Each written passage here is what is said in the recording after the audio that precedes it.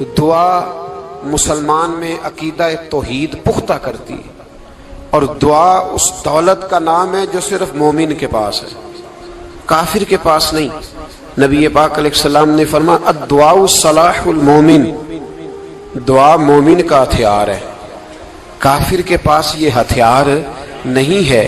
مومن جب اپنے مالک کے حضور دعا مانگتا ہے نا، دنیا میں آپ کسی سے زیادہ مانگے تو وہ ناراض ہو جاتا ہے، وہ کہتا ہے بھائی تو نے تو کام بنا لیا ہے، کل بھی دیا تھا، پرسوں بھی دیا تھا، روز روز تجھے کون دے؟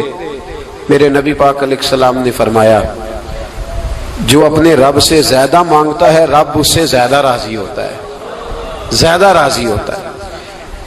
اب دعا مخصوص اوقات نہیں دعا کے، فرمایا اذا دعان، جب بھی دعا مانگو گے تمہارا رب تمہاری دعا کو، جب بھی دعا تو دعا کرتے رہنا چاہیے، ہر وقت دعا میں بندہ شامل رہے، اللہ کے ذکر میں شامل۔ یہ جو قرآن مجید نے کہا نا یا ایھا الذین آمنوا اذکروا اللہ ذکرا کثیرا، اے ایمان والو اپنے رب کا ذکر کثرت سے کرو، وسبحوہ بکرۃ واصیلا، اور صبح و شام اسی کی پاکی بیان کرو۔ تو اس سے مراد یہ نہیں ہے کہ تسبیح لے کے سارا دن مسجد میں بیٹھے رہو اور کام کوئی نہ کرو، بلکہ اس کا مطلب یہ ہے کہ روٹی شروع کرو تو اللہ کے نام سے، اختتام کرو تو اللہ کے نام، سو جاؤ تو رب کا نام لے کے، سویرے اٹھو تو اللہ کا نام لے کے، جب تمہیں کوئی چیز اچھی لگے تو ماشاءاللہ کہو، جب کوئی مصیبت آئے تو کہو انا للہ و انا الیہ راجعون۔ تو سارا دن اللہ کا ذکر جاری رہے گا۔ نبی پاک صلی اللہ علیہ وسلم نے مسلمان کو ایک دوسرے سے ملنے کا طریقہ بتایا۔ مصیبت آئے تو کیا کہنا ہے؟ صرف فوت کی پہ نہیں کہنا، اس کی وضاحت کر دو۔ کوئی بھی الذین اذا اصابتہم مصیبہ، جب بھی کوئی مصیبت آئے، اللہ کے بندے کہتے ہیں ہم اللہ کی طرف سے آئے ہیں اور اللہ کی طرف ہی ہم نے لوٹ جانا۔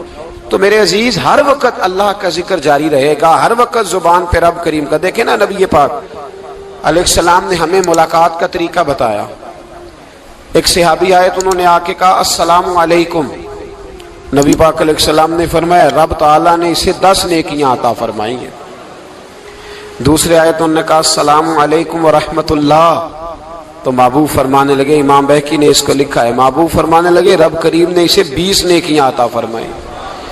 ایک اور آئے، عرض کیا السلام علیکم ورحمۃ اللہ وبرکاتہ، محبوب فرمانے لگے اللہ نے اسے 30 نیکیاں عطا فرمائی۔ اچھا اس کا مطلب کیا ہے؟ السلام علیکم، تم پر سلامتی ہو، سادہ ترجمہ یہ ہے کہ تم سلامت رہو، تم سلامت رہو، ورحمۃ اللہ وبرکاتہ، تم پر اللہ کی رحمت بھی ہو اور اس کی برکتیں بھی ہو۔ وہ کیا کہتا ہے؟ وہ کہتا ہے وعلیکم السلام، تم پر بھی سلامتی ہو، ورحمۃ اللہ وبرکاتہ، اللہ کی رحمت ہو اور اس کی۔ یہ جو مسنون دعائیں ہیں نا جو حضور نے ہمیں دعائیں سکھائی ہر موقع پہ، ان کا کمال دیکھیے۔ اب ایک مسلمان نے آتے کہا السلام علیکم، اس کا مطلب کیا ہے؟ تم پر۔ اب وہ جھگڑا کرے گا اسے مارے گا، اس کا مال چھینے گا؟ اس نے تو آتے ہی کہا ہے تم پر سلامتی ہو۔ تو جو سلامتی کی دعا دینے والے ہیں وہ جیب تھوڑی کاٹیں گے، وہ غبن تھوڑی کریں گے، ڈاکہ تھوڑا ڈالیں گے۔ اسلام نے لفظ ہی وہ سکھایا ہے کہ فرمایا جب تم نے ملنا ہے تو تم نے دعائیں کرنی ہے ایک دوسرے کے لیے۔ اب ہمارے ہاں نئے نئے لفظ آ گئے، ٹیلی فون اٹھایا تو کہا ہیلو، اس کا کیا ترجمہ ہے؟ کون ہے، اس کا کیا ترجمہ ہے؟ جی جناب، اس کا کیا مطلب؟ ہم نے دیکھا بڑے بڑے سمجھدار لوگ السلام علیکم کی بجائے کہتے ہیں کیا حال ہے۔ بھئی کیا عجیب بات ہے، بھئی کیا حال ہے کا کیا مطلب ہوا؟ وہ بعد میں کرنے کی بات ہے۔ اور کچھ تھوڑا سا جو ادیب ہیں، جو بیچارے حروف کے پیچ و تاب میں رہتے ہیں، وہ کہتے ہیں آداب عرض ہے۔ وہ کیا ہوتا ہے جی؟ اسلام نے دعا سکھائی ہے السلام علیکم، یہ کتنی خوبصورت دعا ہے۔ جب آپ گھر کے اندر داخل ہوئے تو آپ نے دعا دی السلام علیکم، یہ دعا دی آپ۔ ایک صحابی حاضر خدمت ہوئے، عرض کی یا رسول اللہ صلی اللہ علیہ وسلم میرے گھر میں غربت رہتی ہے، کیا کروں؟ نبی پاک علیہ السلام نے فرمایا جب بھی گھر جایا کرنا گھر والوں سے سلام لیا کر، گھر والوں سے کیا کہا کر؟ السلام علیکم، جب بھی گھر جائے۔ یعنی گھر آیا، اب گھر والوں نے بتایا کہ ماچس کی ڈبیا تو لے آؤ۔ اب یہ دکان کونے پہ تھی گھر والے پہ، وہاں سے ماچس کی ڈبیا لے کے واپس گیا تو کہنے لگا السلام علیکم. پھر گھر والوں نے کہا ہو بتانا یاد ہی نہیں رہا, چینی بھی ختم ہو گئی ہے. تو یہ پھر گیا چینی لینے, لوٹ کے آیا تو کیا کہا؟ جب اللہ چاہتا ہے تو کہے, جب اللہ کے رسول چاہتے ہیں تو کہے. اس کا ترجمہ یہ ہے کہ تو کہہ, تو سلام لے. اللہ رسول چاہ رہے ہیں کہ تو سلام لے تاکہ تیرے گھر میں سلامتیاں ڈال دی جائیں. تو فرمایا سلام لینی ہے تو نے, اور ساتھ تو نے اس طرح کرنا ہے کہ 3 دفعہ سورۃ اخلاص کو پڑھنا ہے. امام قرطبی نے اس کو لکھا ہے. اس نے کہا حضور غربت بڑی ہے, غربت بڑی ہے تو کہ وظیفہ بتائیں. فرمایا جب بھی گھر جاؤ سلام لو اور 3 دفعہ سورۃ اخلاص پڑھو. وہ صحابی کہتے ہیں میں پکا ہو گیا. اب وہ کچھ دنوں کے بعد, کچھ عرصے کے بعد, کچھ مہینوں کے بعد واپس آئے تو صحابہ کرام علیہم رضوان فرماتے ہماری خواہش تھی کہ یہ کچھ بیان کرے, اب بتائے جو وظیفہ لے کے گیا تھا اس کا ریزلٹ کیا نکلا. کہتے اس نے بڑی حیرت انگیز بات کی, حیرت انگیز عجیب انداز میں. کچھ لوگوں کا دل ہوتا ہے نا کہ مجھے ملے میرے پڑوسی کو نہ ملے, اور کچھ کا دل ہوتا ہے یار مجھے بھی ملا ہے اور الحمدللہ میرے پڑوسی کو ملا ہے. تو صحابی جب حاضر ہوئے تو صحابہ کہتے ہیں ہمیں تجسس تھا کہ یہ کچھ بتائیں. تو حضور نے فرمایا کیا حال ہے تیرا؟ کہا یا رسول اللہ کمال ہی ہو گئی ہے حضور, میں جب بھی گھر جاتا ہوں سلام لیتا ہوں اور 3 دفعہ سورۃ اخلاص پڑھتا ہوں, میں تو امیر ہو ہی گیا ہوں, میرے تو ہمسائے بھی امیر ہو گئے. کتنا پیارا ہے یہ جملہ, کتنا حسن ہے. اتنا اچھا لفظ کسی اور کے پاس ہے ہی نہیں جو الفاظ ہمیں ہمارے رسول نے عطا فرمایا. اس کو اپنائیے, اس کو اپنائیے. یہ الگ بات ہے کہ لوگ مطلب کے لیے سلوٹ کر لیتے ہیں بڑا سارا, لیکن مطلب کے لیے نہیں. جس کو جانے اس سے بھی سلام لیں, جس مسلمان کو نہیں جانتے اس سے بھی. تو نبی پاک نے ہمیں مسنون دعائیں سکھائیں. رات کو جب سونے لگیں اللہ کے رسول صلی اللہ علیہ وسلم نے ہمیں دعا سکھائی. حضور نے فرمایا جب سونے لگو تو مسلم شریف میں فرمایا تم نے یہ دعا پڑھنی, اللہم باسمک اموت و احیا. تم نے کہنا اے اللہ میں تیرے نام پر مرتا ہوں اور تیرے نام پر جیتا ہوں. نبی پاک صلی اللہ علیہ وسلم نے ایک حدیث میں فرمایا کہ یہ جو نیند ہے نا یہ موت کی چھوٹی بہن ہے, یہ موت کا ایک حصہ ہے. جس طرح انسان سو جائے تو کوئی خبر نہیں ہوتی کیا ہو رہا ہے, بالکل وہ اٹھا ہے تو اس نے کہا ہو یہ کیا ہوا. سو جاتا ہے نا آدمی, اسے خبر نہیں ہوتی. اوہو میں نے تو 11 بجے اٹھنا تھا, یہ تو 3 بج گئے. اب اسے خبر نہ رہی. سوتے ہوئے لوگ چوری کر لیتے ہیں, بلکہ اس طرح بھی ہوتا ہے کہ آدمی نے گکھڑ اترنا تھا, وہ پنڈی سے آ رہا تھا لیکن وہ سویا ہوا تھا. آنکھ تب کھلی جب کاموں کی آ گیا تھا. اب اس کا اس پر زور, تو فرمایا کیا پتا اب تو کھل گئی کاموں کی, جا کے لاہور جا کے کسی جگہ پہنچ کے, تو یہ بھی ممکن ہے کہ کھلے ہی نہ, نیند ہی موت کا سبب بن جائے. تو کہہ کے سو کہ یا اللہ تیرے نام پہ سو رہا ہوں.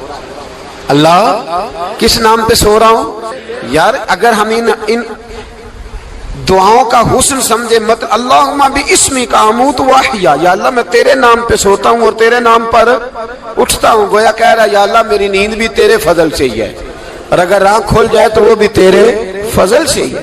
کتنا اعلیٰ نبی پاک علیہ السلام نے انداز سکھایا. اور پھر بخاری شریف میں حدیث موجود ہے, فرمایا جب اٹھو تو کہو الحمدللہ الذی احیانا احیانا بعد ما اماتنا والیہ النشور. فرمایا جب تم سو کے اٹھو تو پھر کہو اے اللہ ساری تعریفیں تیرے لیے, تمام تعریفیں جس نے ہمیں موت کے بعد حیات دی. موت کے بعد فرمایا احیانا بعد ما اماتنا, ہمیں مرنے کے بعد گویا اللہ کا شکر ادا کر کے آنکھ کھل گئی. دیکھیں کس طرح اسلام مسلمان کو اللہ کے ساتھ جوڑتا ہے. فرمایا شکر کر, آنکھ کھل گئی. کہ یا اللہ تیرا شکر ہے تو نے موت کے بعد ہمیں دوبارہ حیات عطا فرمائی, یہ شکر ادا کرو. گویا تم یہ نہ کہنا کہ میں اٹھ گیا ہوں تو میرا کمال ہے, یہ نہ سمجھنا میں اٹھ گیا ہوں تو میں بڑا پابند ہوں, جب میں ارادہ کر لوں کہ میں نے 11 بجے اٹھنا ہے تو پھر میں اٹھ جاتا ہوں. یہ نہ کہنا کہ یہ الارم بڑا اچھا ہے, یہ مجھے اٹھا لیتا ہے. ذہن کے اندر خیال کر کہ نیند تو موت کی طرح تھی, یہ جو میں اٹھ گیا ہوں تو اپنے رب کے فضل سے اٹھا ہوں. جو میں اٹھ گیا ہوں, جو ابھی اٹھے ہیں وہ تو بول دینا کم از کم کہ میں اپنے رب کے فضل سے اٹھ گیا. تو دعا سکھائی. پھر دیکھیے نبی پاک صلی اللہ علیہ وسلم نے فرمایا جب تم بیت الخلاء میں جاتے ہو نا, واش روم میں جاتے ہو, تو گندی چیزیں ہوتی ہیں وہاں، شیطان ہوتے ہیں، جنات ہوتے ہیں، یہ گندگی پہ ہوتے ہیں۔ جب تم واش روم جاؤ، بیت الخلا جائے، تب بھی دعا مانگو۔ کیا دعا مانگو؟ وہ دعا بھی نبی پاک صلی اللہ علیہ وسلم نے ہمیں تعلیم فرمائی اور بخاری میں ہے، کہا پڑھا کرو اللہم انی اعوذ بک من الخبث والخبائث۔ کہو اے اللہ ناپاک چیزوں سے میں تیری پناہ مانگتا ہوں، وہ نر ہوں یا مادہ ہوں، اللہ میں تیری پناہ مانگتا ہوں۔ واش روم کے اندر بہت ساری بری چیزیں ہوتی ہیں، جوان میری بات پر توجہ فرمائیں، وہاں بہت ساری گندی چیزیں ہوتی ہیں۔ انسان کئی دفعہ واش روم میں جاتا ہے، اسے وسوسے زیادہ آتے ہیں، یہ نوٹ کریں میری بات کو۔ اصل میں نا ہم بات ڈھونڈ رہے ہیں علاج اپنی بیماریوں کا، حالانکہ علاج تو سارا مدینے والے رسول کے پاس موجود ہے، محبوب کے پاس ساری دوائیاں ہیں۔ تو نبی پاک علیہ السلام دیکھیں نا، انسان واش روم میں جاتا ہے اسے وسوسے آتے، برے خیالات آتے، وہ گناہ کی طرف کئی دفعہ مائل ہوتا ہے، تو کہا تو دعا پڑھ کے جا اللہم انی اعوذ بکا، یا اللہ میں تیری پناہ مانگتا ہوں من الخبث والخبائث، ہر خبیث اور بری چیز سے میں تیری پناہ مانگتا ہوں، وہ نر ہو یا یار کتنا عظیم دین ہے، کتنا عظیم میرے مصطفیٰ کریم کا وہ والا دین ہے۔ اصل میں اللہ کرے بی اے پاس بچے کو بیت الخلا کی دعا بھی یاد ہو جائے، ایسے یاد ہو جائے، اور اس کے ماں باپ سمجھ لیں کہ جوان ہو گیا ہے، تو اب ہو سکتا ہے اس کی طرف شیطان حملہ زیادہ کرے، اسے خراب کرنے کی کوشش کرے، تو لہذا اسے دعا سکھائی جائے تاکہ اس کو پہلے سے پتا ہو کہ میں نے اس بے ایمان سے بچنا کس طرح سے۔ اب آپ دیکھیے نبی پاک علیہ الصلوۃ والسلام نے ہمیں دعا سکھائی، مصنف ابن ابی شیبہ میں۔ کون سی دعا؟ واش روم سے نکلنے کی۔ اللہ اکبر، بڑی زبردست دعا ہے، بڑی زبردست۔ آپ یقین کریں اس ایک ایک دعا پر ایک ایک پورا بیان ہو سکتا ہے، ایک ایک۔ یہ اس لیے نہیں میں کہہ رہا کہ میں کوئی عالم فاضل آدمی ہوں، آپ کہیں گے کہ بتا رہے ہیں میں بڑا پڑھا لکھا ہوں، صرف یہ عرض کر رہا ہوں کہ اس کے فوائد پر، ثمرات پر جو اللہ تبارک و تعالی امت کو دیتا ہے، ان دعاؤں کی جو فضیلت حدیثوں میں آئی، اور پھر جو اس کے فوائد ہے، اور اس پر بات کروں تو ایک دعا تقاضا کرتی ہے کہ اس پر پورا ایک لیکچر ہونا چاہیے۔ دیکھیے آپ واش روم سے نکلے، دعا کیا ہے؟ دعا کے لفظ کے الحمدللہ الذی، ایک حدیث میں لفظ ہے غفرانک، غفرانک، اے اللہ میں تجھ سے بخشش چاہتا ہوں۔ اور جو مشہور اور معروف ہے مصنف ابن ابی شیبہ کی روایت، فرمایا الحمدللہ الذی اذھب عنی العذاب وعافانی، فرمایا اے اللہ تیرا شکر ہے۔ واش روم سے نکلا ہے تو کہہ رہا ہے یا اللہ تیرا شکر ہے تو نے مجھ سے اذیت دور کی، وعافانی، اور تو نے مجھے عافیت عطا کر دی، اذیت دور کر دی اور عافیت۔ بولیے واش روم سے نکلا ہے تو کیا کہتا ہے؟ یا اللہ تیرا شکر ہے تو نے مجھ سے اذیت دور کر دی اور مجھے عافیت۔ ڈاکٹر حکیم ہومیوپیتھک ایک چیز پر متفق کم ہوتے ہیں، پتہ ہے نا آپ کو، لیکن اس بات پر سب کا اتفاق ہے کہ اگر کسی کو قبض ہو جائے نا تو شاید 70 یا 72 بیماریاں لگ جاتی ہیں اس کو۔ اور جب آدمی کو قبض ہوتی ہے نا، پیٹ کے اندر فضلہ جم جاتا ہے، خارج نہیں ہوتا، اس کو اعصاب کی بیماری ہوتی ہے، اس کے ذہن پر اثر ہوتا ہے اس چیز کا۔ آپ یہ مت سمجھیں کہ کھانا کھانا ہی ایک کمال ہے، اللہ نے یہ بھی نعمت بنائی ہے کہ کھانا جب خارج ہوتا ہے تو وہ بھی اللہ کا بہت بڑا احسان ہے۔ تو فرمایا تو سمجھا ہی نہیں، اگر تجھے قبض ہو جاتی، تیرے پیٹ کے اندر وہ چیز جم جاتی، تیرے لیے کتنی تکلیف کا باعث تھی۔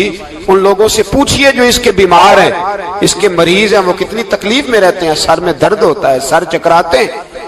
ایک بہت بڑا روڈ ایکسیڈنٹ ہوا تو ڈرائیور سے لوگوں نے پوچھا کہ مسئلہ کیا ہے، تو کہنے لگا میں قبض کا مریض ہوں، تو میں کھانا کھا لیتا ہوں تو میرے ذہن پر وہ اس قدر زیادہ گیس کا غلبہ ہوتا ہے کہ میں سخت تکلیف میں ہوں۔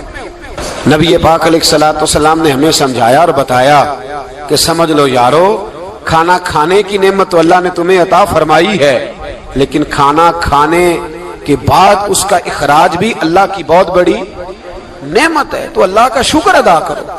پھر جب آپ گھر سے نکلیں گے تو بھی اس کی دعا ارشاد فرمائی، بسم اللہ توکلت علی اللہ، اللہ کے نام سے گھر سے نکلتا ہوں اور میں نے بھروسہ بھی اللہ کے نام پہ کیا۔ جب گھر سے نکلیں تو کس کے نام پہ بھروسہ کریں؟ بولیے حضرت رابعہ بصریہ رحمت اللہ علیہا، آپ تشریف لے گئیں حج کرنے، جس دن واپس آئیں اپنا اونٹ کہہ گئی جاتی دفعہ، کہنے لگی اللہ میں تیرے حوالے کر کے جا رہی ہوں اور بسم اللہ توکلت علی اللہ، بھروسہ بھی تیری ذات پہ۔ جس دن واپس آئی نا اسی دن کسی نے بتایا کہ اماں آج ہی تیرا اونٹ مر گیا ہے، تو اونٹ کے سرانے کھڑی ہو کے کہنے لگی مولا میں تو تیرے نام پہ تیرے پہ بھروسہ کر کے گئی تھی، تیرے حوالے میں تو تیرے گھر گئی تھی۔ تو لوگ کہتے ہیں اماں کے منہ سے لفظ نکلے تو اونٹ زندہ ہو کے کھڑا ہو گیا وہ۔ تو اماں کہنے لگی نہیں تمہیں غلطی لگی ہے، مرا ہی نہیں تھا، پہلے سے ہی موجود تھا، وہ اپنی کرامت بھی نہیں ظاہر ہونے دی۔ تو بھائی گھر سے نکلیں تو کس لفظ پر کہ یا اللہ میں تیرے بھروسے پہ نکل رہا ہوں میں، اس کے دو فائدے ہوں گے، ایک تو آپ اللہ کی امان میں جا رہے ہیں، اللہ کی امان میں آ رہے ہیں، اور دوسرا جس گھر کو آپ چھوڑ کے جا رہے ہیں اسے بھی اللہ کی امان میں دے کے جائیں۔ تو کتنا لذت والی دعا ہے جو نبی کریم علیہ السلام نے ہمیں سکھائی۔ اب ذرا حدیث سنیں خوش ہو کے، دیکھیں حضور نے دعا سکھائی، فرمایا جب دیکھ لو نا کسی کو ہنستا ہوا، کیا کرتا ہوا؟ ماشاءاللہ آپ تو ہنسنے لگے۔ جب کسی کو ہنستا ہوا دیکھو تو کہا کرو اضحک اللہ سنک، یہ دعا یہ بخاری ہے، فرمایا دعا مانگا کرو جب کسی مومن کو ہنستے ہوئے دیکھو تو دعا مانگو اضحک اللہ سنک، اللہ تجھے ہنستا ہی رکھے، اللہ تجھے، بولیے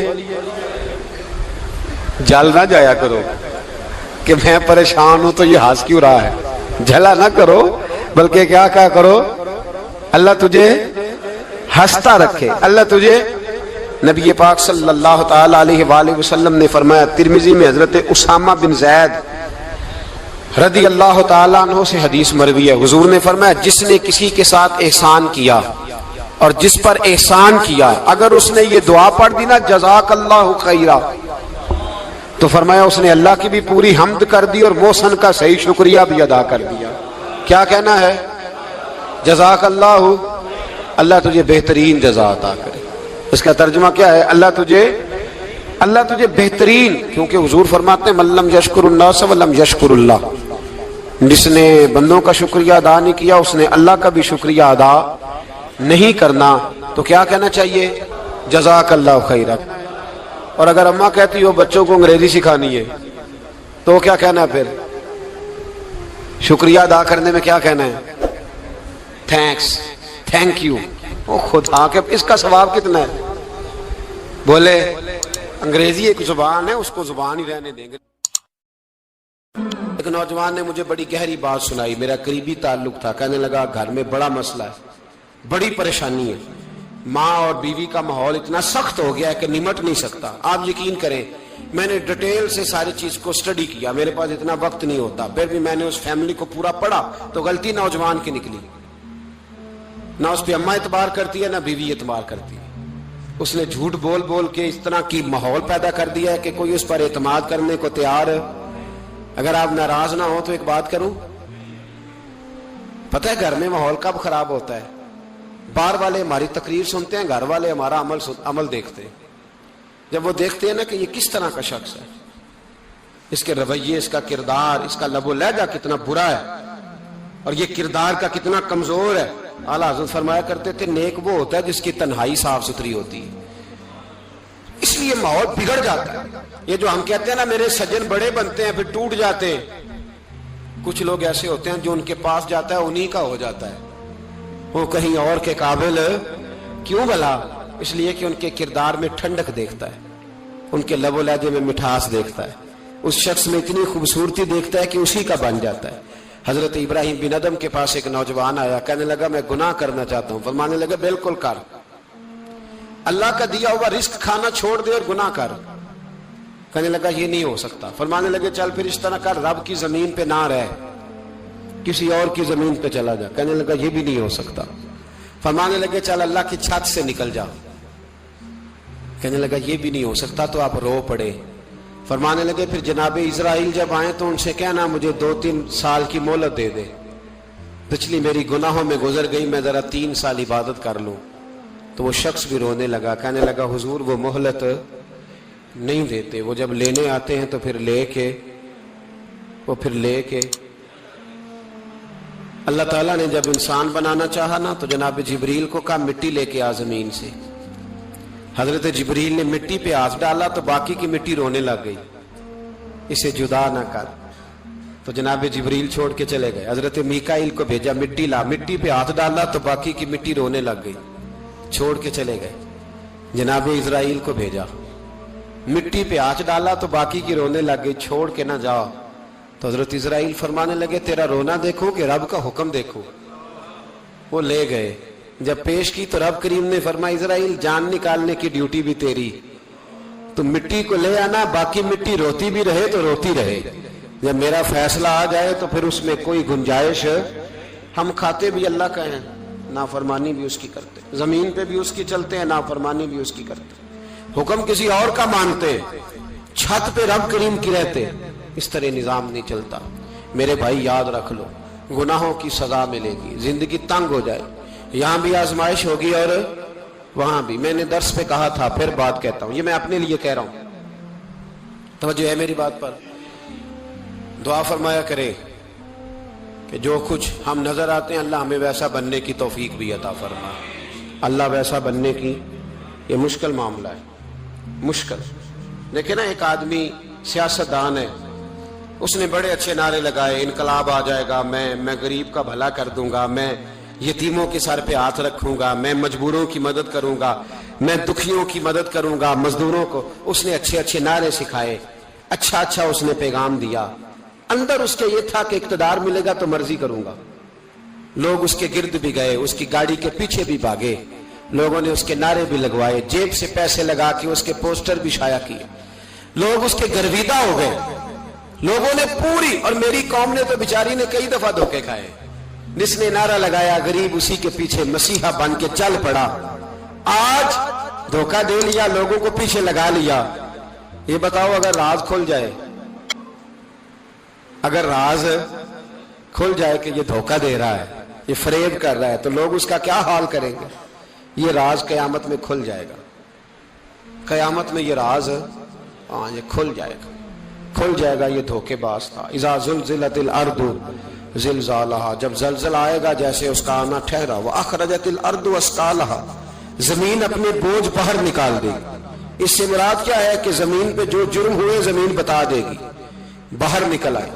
وقال الانسان ما لها, انسان کہے گا اسے کیا ہوا, یہ تو سب کچھ بتا رہی. بوجھ باہر نکال دے گی. ایک آدمی پیر طریقت بن کے بیٹھ گیا, جبہ کبا پہن کے, بڑی پگڑی باندھ کے بیٹھ گیا, اچھی اچھی نیک باتیں بتانے لگا. لوگ اس کی دست بوسی کرنے لگے, ہاتھ چومنے لگے, پیچھے لگ گئے, خدمت کرنے لگے, جیب سے نذرانہ دینے لگے. اس کے نام پر لوگ اپنی جیب سے لنگر پکانے لگے, خانقاہ کی خدمت ہونے لگی. مہمان اس کے آتے, نوکری کوئی اور کرتا. میں نے کہا تھا شاید اپنے لیے کہہ رہا ہوں. ڈیوٹیاں لوگ کرنے لگے, حالات بدلنے لگے. لیکن اس کے اندر تو چور تھا, وہ تو دکاندار تھا. تو یہاں جو اس کے پیچھے لگے تھے وہ تو سچے تھے, انہیں تو اجر ملے گا. لیکن اس کا جب راز کھلے گا تو بڑی رسوائی ہوگی. اس کا جب راز کھلے گا تو بڑی. ایک میری طرح کا دیندار تھا, جو چہرے کا تو نیک تھا, اندر پتہ نہیں کیا کچھ تھا. ایک طوائف گزر رہی تھی, اس نے اس کو تبلیغ کر دی. کہنے لگا بس کر دے, سیانی بن جا. تو کسی دانشور میں لکھا ہے اس نے بڑا سخت جواب دیا. اس عورت نے کہنے لگی بابا میں تو جو ہوں وہ نظر بھی آ رہی ہوں, تو بتا جو تو نظر آتا ہے وہ تو ہے کہ نہیں. اس بندے نے چیخ ماری اور بے ہوش ہو کے گر پڑا. تو لوگوں نے کہا بابا آج کسی صوفی کا کلام سنا ہے جو بے ہوش ہو گیا. تو اس نے کہا نہیں, آج طوائف کی بات سنی ہے, طوائف کی. اور وہ عجیب بات کر گئی ہے. وہ کہہ گئی ہے میں تو جو ہوں میں نظر آ رہی ہوں, تو بھی تو بتانا, تو بتانا کہ تو دستار امامت پہنتا ہے.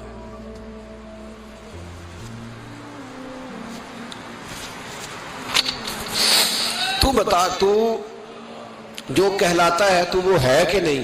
یہ وقال الانسان ما لها, یہ راز قیامت میں کھلے گا. ہم جو کچھ بتا رہے ہیں نا اپنی زبانوں سے, ہمیں اپنے گناہوں کا احساس ہونا چاہیے. ایسا نہ ہو کہ جب سزا ملے تو پھر اس طرح کی ملے کہ دوبارہ کسی کو کوئی منہ دکھانے کے قابل نہ رہے. میرے بھائی یاد رکھیں اور سمجھیں، گناہ انسان کی زندگی کو تنگ کرتے ہیں۔ میرے نبی پاک علیہ السلام نے فرمایا جب تو جھوٹ بولتا ہے تو تیرے فرشتے کرامن کاتبین سائیڈ پہ ہو کے کھڑے ہو جاتے ہیں، جب تو زنا کرتا ہے تو تیرے اندر سے ایمان نکل جاتا ہے۔ اور نبی پاک علیہ السلام نے فرمایا جب میری قوم میں ناانصافی عام ہو جائے گی تو قتل بھی عام ہو جائے گا۔ اور سن لو، لکھ لینا یہ حدیث دل کی تختی پر، نبی پاک علیہ السلام نے فرمایا جب میری قوم میں بے حیائی اور بدکاری عام ہو جائے گی تو 2 سزائیں اللہ دے گا۔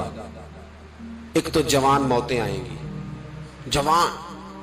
جوان بچے کچھ بھی نہیں دیکھا چلے گئے، اور دوسری سزا اللہ یہ دے گا کہ ایسی بیماریاں آئیں گی جن کا علاج نہیں ملے گا، ایسے امراض پھوٹ پڑیں گے۔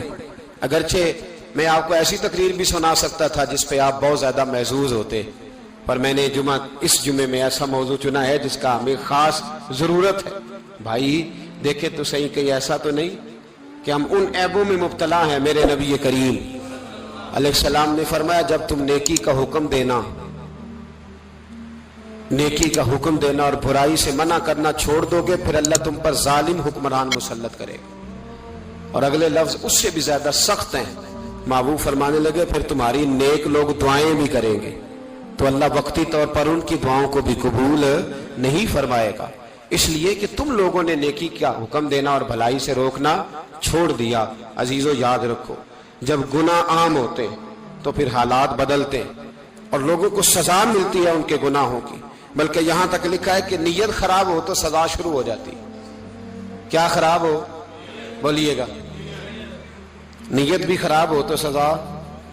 حضرت رومی کہتے ہیں کہ ایک بادشاہ کو پتہ چل گیا کہ ایک آدمی نے بڑا اچھا باغ لگایا ہے، خوبصورت باغ ہے، مالٹے کا، کنوں کا باغ، بڑا پیارا۔ بادشاہ نے کہا ذرا جا کے دیکھتا ہوں۔ بادشاہ سلامت باغ دیکھنے آئے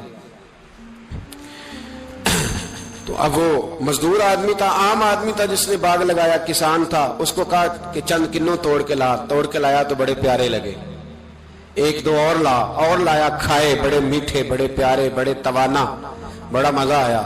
تو بادشاہ کے دل میں خیال آیا کہ اس پہ قبضہ نہ کر لوں باغ پہ۔ ہمارے ہاں نا کرائے پہ دکان دیتا نا مالک، تو جب کسی غریب کی چل جاتی ہے کہتا ہے تو خالی کر، میں نے خود ڈال لی ہے، چل گئی نا اس کی۔ حالانکہ رزق اپنے اپنے نصیب کا ہے، رزق اپنے اپنے نصیب کا ہے، جس کو اللہ تعالیٰ چاہتا ہے عطا کرتا ہے۔ تو اس کو کہا کہ اور توڑ کے لا، اور دل میں خیال ہے کہ یار اتنا اچھا باغ ہے قبضہ کر لیتے ہیں، ہماری حکومتیں قبضہ کر لیتی ہیں کہ کوئی چیز اچھی لگ جاتی ہے۔ اب وہ کسان 2-3 کنوں توڑ کے لایا، اس نے کھائے تو کھٹے نکلے، ترش تھے۔ کہنے لگا تجھے کیا ہو گیا ہے؟ تو بندہ بڑا صاحب دل تھا، کہنے لگا میں تو ٹھیک ہوں، آپ اپنی نیت سے پوچھیں کہیں خراب تو نہیں ہو گئی۔ تو کنوں میں بھی اس کا اثر آ گیا ہے، اپنی نیت، تو نیتیں بگڑ جائیں نا، نیتیں۔ اب ایک بات کہنے لگا ہوں، غور سے سننا، جب تک 2 بھائی اکٹھے کاروبار کرتے ہیں نیت ہوتی ہے کہ ہمارا گھر چلے گا، تب تک اللہ برکت دیتا ہے۔ اور جب اپنی اپنی جیبیں سمیٹنے لگ جاتے ہیں نا کہ یہ میرا 5000 ہے، آج میں گیا تھا اگرائی کرنے، یہ میرا 10,000 ہے، آج میں نے محنت زیادہ کی، جب وہ ٹٹولنے لگتے ہیں پھر اس دکان سے بھی برکت اٹھ جاتی ہے، پھر وہاں سے بھی برکت چلی جاتی ہے۔ فَإِنَّ لَهُ مَعِيشَةً ضَنْكَ، فرمایا جب تو میں منہ پھیر لیتا ہے پھر تیری زندگی اللہ تنگ کر دیتا، پھر وہاں سے بھی برکت، خوبصورتی، اثر اٹھ جاتا ہے۔ ایک سنار نے گلی میں ایک یتیم چھوٹے سے بچے کو گھومتے دیکھا تو سنار بے اولاد تھا، بچے کو اٹھا کے گھر لے آیا، 18 سال اس بچے کی پرورش کی، اس کو پالا پوسا، جوان کیا۔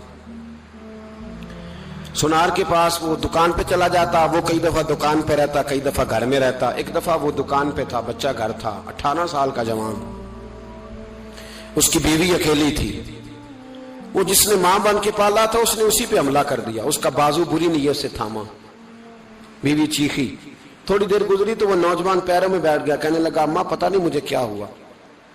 شام کو سنار آیا، بیوی چیخنے لگی، چلانے لگی، کہنے لگی آج عجیب بات ہوئی، جس کو میں نے جگر کا خون دے دے کے پالا اسی نے گندی نظر ڈالی۔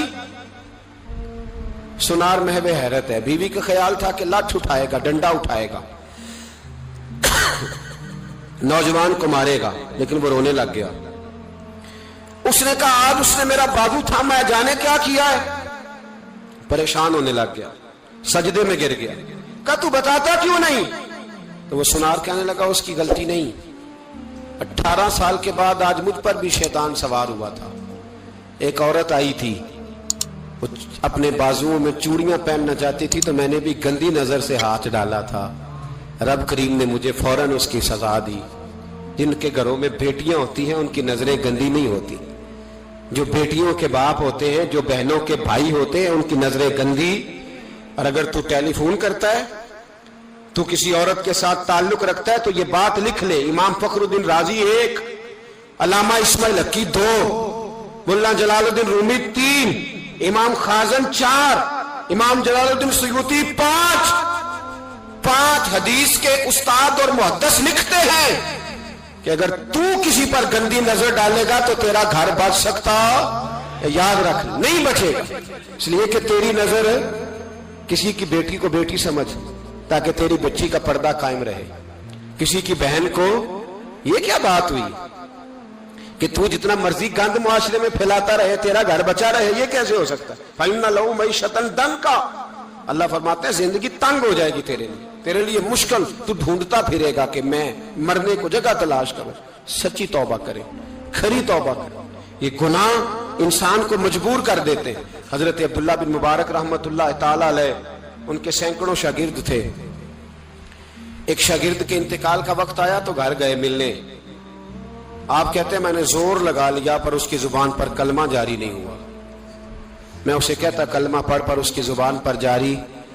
اللہ اکبر, بہت بڑی نعمت ہے. دعا فرمائیں اللہ ایمان کی موت عطا فرمائے, ایمان کی موت دے اللہ کریم, ایمان کی موت دے. ایسے بھی لوگ دیکھے ہیں, مسجد نبوی ہے, رسول اللہ کا شہر ہے, سر سجدے میں ہے, روح پرواز کر گئی. روح پرواز, کتنا نصیبوں والا ہے, کتنا نصیبوں والا ہے کہ مسجد نبوی میں سر سجدے میں رکھا ہے, اور اللہ تبارک و تعالیٰ نے محبوب کے قدموں میں موت عطا فرمائی. تو حضرت عبداللہ بن مبارک کہتے ہیں میں نے اس کو کہا کلمہ پڑھ, تو اس کی زبان پہ جاری نہیں ہوتا. میں بار بار کہتا تو وہ منت کرتا, کہتا حضور میں کوشش کرتا ہوں جاری نہیں ہوتا. فرماتے میں پریشان ہو کے اٹھا, ابھی میں دروازے پہ پہنچا تھا, اس نے چیخ ماری اور روح پرواز کر گئی. بچے رونے لگے, بیوی رونے لگی. تو میں نے اس کی بیوی سے کہا کہ یہ جرم کیا کرتا تھا, اتنا بڑا پاپی پہ کلمہ جاری نہیں ہوا. اس کی زوجہ کہنے لگی حضرت جی 2 گناہ تھے اس کے. ایک تو یہ شراب کا عادی تھا, روکتی تھی باز نہیں آتا تھا, اور دوسری بات یہ کہ یہ اپنی اماں کا نافرمان تھا. وہ 2 گلیاں چھوڑ کے رہتی ہے, یہ کبھی ملنے نہیں گیا تھا. اس بوڑھی کا کلیجہ اس کی طرف سے بڑی تکلیف میں تھا. تو حضرت عبداللہ بن مبارک کہنے لگے جا تو بھی دعا کر, اور اس کی ماں کو بھی کہہ دعا کرے کہ یہاں تو یہ کلمہ نہیں اسے نصیب ہوا, اللہ کرے اللہ آخرت کی منزلیں اس کی بہتر فرما دے. میرے بھائی ایسے گناہ حضرت مالک بن دینار نے توبہ کی انہوں نے. کس طرح؟ فرماتے میں نشے کا عادی تھا, کسی نے مجھے کہا کہ بطور دوائی شراب پی لو, تو میں نے پی لی. نشے کا عادی تھا, شراب پیتا تھا. اللہ تعالیٰ نے بڑی منتوں اور کوششوں کے بعد, منتوں کے بعد ایک بیٹی عطا فرمائی. وہ بھی 2.5-3 سال کی ہوئی تو پردہ کر گئی. کہتے میں اس کی قبر پہ بیٹھ کے گھنٹوں روتا. شراب کا عادی تھا. ایک دن سویا تو خواب دیکھتا ہوں کہ میرے پیچھے ایک بڑا سانپ لگ گیا, اور سانپ جب منہ کھولتا ہے تو انگارہ نکلتا ہے. میں پھر دعا کرتا ہوں اللہ ہمیں معاف فرمائے, اللہ ہم سے درگزر. میں کچھ قبرستانوں میں جاتا ہوں تو میں وہاں سانپ بچھو پھرتے ہوئے دیکھتا ہوں, اور ڈر آتا ہے کہ ہم یہاں آنے والے ہیں. یہ لوگ کہہ رہے ہیں کہ تمہاری تیاری ہے, کسی وقت بھی اعلان ہو جائے گا کہ چلو بھائی چلو فلاں صاحب کا جنازہ ہے, اٹھو. لوگ کہتے ہیں جلدی کرو, اور ایک کونے میں ایک شخص یہ بھی کہتا ہے کہ دیگ بھی رکھ لو مہمان بڑے جمع ہو گئے. اور ایک کونے میں لوگ یہ بھی کہتے ہیں کہ برف ٹھنڈی لے آؤ, لوگوں نے پانی بھی پینا. پہلے اعلان ہوتا ہے کہ فلاں فوت ہو گیا, پھر اعلان ہوتا ہے جنازے کا ٹائم ہو گیا, پھر اعلان ہوتا ہے جنازہ اٹھایا جائے گا, اور پھر بات ختم ہو جاتی ہے. پھر کل من علیہ فان, پھر کوئی نہیں پوچھنے آتا, ختم ہو گیا, قصہ ہی ختم ہو گیا. ان لوگوں کی کہانی مٹ گئی، ختم ہو گئے، بڑے بڑے کج کلا، کوئی پوچھنے والا نہیں۔ موت کا راج ہے، راج ہے موت کا راج، موت راج کرتی ہے بس، اور کسی کا راج نہیں۔ وہ راج کرتی ہے، جدھر جاتی ہے اسی کا راج ہے، راج کر رہی ہے۔ تو حضرت مالک بن دینار کہتے ہیں قبرستان میں میں نے دیکھا، میں خواب دیکھتا ہوں، بڑا اژدہا، اس کے منہ کے اندر آگ میرا پیچھا کر رہا ہے۔ کہتے میں خواب دیکھ رہا ہوں، میں دوڑا، لیکن وہ اژدہا جب میں دوڑا تو میرے آگے آ کے کھڑا ہو گیا۔ میں مشرق کو دوڑا تو وہاں بھی آ گیا، مغرب کو دوڑا تو وہاں بھی آ گیا۔ جناب مالک بن دینار کہتے ہیں ایک بوڑھا شخص کمزور مجھے بچانے آیا، پر اس اژدہا نے پھونک ماری تو وہ بوڑھا آدمی دور جا گرا۔ کہتے میں چیختا تھا، چلاتا تھا، ایک پہاڑی پہ میں بھاگا گیا تو وہاں مجھے میری بیٹی ملی، مجھے فوت ہو گئی۔ وہ اس اژدہے کے آگے اس نے یوں ہاتھ کیا تو اژدہا پیچھے بھاگ گیا۔ میں نے بیٹی کو گود میں اٹھایا، میں نے کہا بیٹی یہ کون تھا؟ کہنے لگی ابا یہ تیرا برا عمل تھا، یہ تیرا برا عمل تھا، یہ تجھے کھا جاتا اگر میں نہ ہوتی۔ تو کہا یہ بوڑھا جو مجھے بچانے آیا یہ کون تھا؟ کہا یہ تیرا اچھا عمل تھا، پر کمزور بڑا تھا، تھوڑا تھا، یہ تیرے برے عمل کا مقابلہ کرنے کی ہمت نہیں رکھتا تھا۔ حضرت مالک بن دینار کہتے ہیں میری بیٹی نے خواب میں میری داڑھی پکڑ لی اور کہنے لگی ابا میں چاہتی ہوں تو صحیح ہو جا، ایسا نہ ہو کہ پھر تیرے پیچھے یہ اژدہا لگ جائے۔ حضرت مالک بن دینار کہتے ہیں جب میں سو کے اٹھا تو میری داڑھی آنسوؤں سے بھری ہوئی تھی۔ پھر اس کے بعد میں نے توبہ کی، اس طرح کی توبہ کی کہ پھر میں نے کوشش کی کہ دوبارہ میں اپنے رب کی نافرمانی نہ کروں۔ حضرت عبداللہ ابن عباس فرماتے تھے جو دنیا میں ہنس ہنس کے گناہ کرتے ہیں نا، ہنس ہنس کے جھوٹ ہنس ہنس کے بولتے ہیں، ہنس ہنس کے لوگوں کی غیبت کرتے ہیں، فرمایا یہ جو تمہیں ہنس ہنس کے گناہ کرتے نظر آتے ہیں ان کا رونا قیامت میں دیکھا نہیں جائے گا، ان کے آنسو قیامت میں دیکھے نہیں جائے۔ جو ہنس ہنس کے گناہ کرتے یہ روئیں گے، فَلْيَضْحَكُوا قَلِيلًا وَلْيَبْكُوا كَثِيرًا۔ رب فرماتا ہے زیادہ رویا کرو، کم ہنسا کرو۔ نبی پاک علیہ السلام روتے تو صحابہ کہتے حضور آپ اتنا کیوں روتے ہیں؟ تو محبوب فرماتے جو میں جانتا ہوں وہ تم نہیں جانتے۔ بھائیو قبروں میں اکیلے جانا ہے، کبھی غور کرنا، اکیلے کوئی بندہ ساتھ حساب دینے نہیں جائے گا۔ اماں بڑا پیار کرتی ہے لیکن قبر میں کبھی کوئی ماں بھی ساتھ دفن نہیں ہوتی، اپنا اپنا حساب دینا مشکل وقت ہے، حساب کر لینا چاہیے، تیاری کر کے رکھنی چاہیے۔ گناہ اگر یہاں ہماری زندگی کو تنگ کریں گے تو وہاں بھی ہمارے لیے مشکلات پیدا کریں۔ نبی کریم علیہ السلام نے فرمایا ہے کہ اللہ بڑا مہربان ہے، اللہ بڑا کریم ہے، اللہ بڑا ستار ہے، اور یاد رکھو جب کوئی اس کی ریٹ کو چیلنج کرے، جب کوئی اس کے قانون کو توڑے، جب کوئی اللہ کی اعلانیہ نافرمانی کرے، پھر رب کریم کی غیرت کو، اس کے عدل کو جوش آتا ہے، توبہ کرے سچی، مسجد کی حاضری دے پابندی کے ساتھ۔ میری آپ سے ہمیشہ یہ گزارش رہتی ہے کہ مسجد کی حاضری پابندی سے دیں۔ میں اپیل کرتا ہوں داڑھی رکھ لیں، یہ میرے نبی کا طریقہ ہے صلی اللہ تعالی علیہ۔ واپس آ جائیں، ہماری بقا نہ ہمارے دین میں ہے، کوئی نہیں ہمیں رکھے گا، کوئی نہیں رکھے گا، کوئی نہیں۔ میرا ایک دوست رات بتا رہا تھا کہ سعودی عرب میں ایک شخص نے 30 سال محنت کی، تو جب وہ مرا ہے وہیں اس کے گھر میں فون کیا تو اس کے گھر والوں نے کہا جناب آپ کو مشکل ہوگی ڈیڈ باڈی بھیجنے میں، وہیں دفن کر دیں، ہاں اگر اس کا کوئی پیسہ ہے تو وہ ذرا اکاؤنٹ میں بھیج دیں، بچیوں کو ضرورت ہے۔ او بھائی تو اکیلا جائے گا، تیرے لیے مشکل ہو جائے۔ اپنے بھی ساتھ یقین کریں، بچے دعائیں کرانے آتے ہیں، کہتے ہیں حضرت جی دعا کریں اللہ اماں کی سختی معاف کر دے۔ اس کا مطلب کیا ہے کہ اماں اب جائے، اب ہمارا نمبر آئے۔ بچے تو انتظار کر رہے ہیں کہ ابا جائے اور گدی پہ ہمارا نمبر آئے۔ تیاری ہے، اکیلے جانا ہے، اکیلے سخت سا مرحلہ ہے، اکیلے سارا کچھ فیس کرنا۔ آج توبہ کریں، وہاں کے کیڑے یہاں رہ کے ماریں، اپنے ساتھ ظلم نہ کریں۔ ہم اس قابل نہیں کہ وہاں جا کے مقابلہ کر سکیں، بچیں، اپنے آپ کو محفوظ کریں، بچائیں، حساب اپنا اپنا دینا ہے۔ کسی باپ نے اگر اپنے بچوں کو حرام کھلایا تو بچے تو نہیں کہہ رہے تھے نا کہ حرام لے کے آ، تو باپ نے حساب دینا، والد نے۔ لہذا مہربانی فرمائیں، اپنے اوپر رحم کھائیں، اپنے آپ کو سنواریں. آج جمعۃ الوداع ہے، توبہ کریں، اللہ کے نیک بندوں کی صحبت میں بیٹھا کریں، اچھی باتیں سنا کریں تاکہ دل نرم رہے. ان جگہوں سے بچیں جو گناہ کی طرف لے کے جاتی، ظلم سے، زیادتی سے، جبر سے بچیں. اپنے آپ کو اپنے رب کریم کی بارگاہ میں جھکا دیں. ہمارا کہیں اور گزارا نہیں، کوئی نہیں ہمیں پوچھے گا. اقبال رو پڑے آخری عمر میں، رو پڑے اور اللہ کی بارگاہ میں عرض کرنے لگے نہ جہاں میں کہیں بھی امان ملی، جو امان ملی تو کہاں ملی، میرے جرم خانہ خراب تیرے عفو بندہ نواز میں. پناہ صرف اللہ رسول کی بارگاہ میں، باقی کوئی پناہ دینے کو تیار نہیں.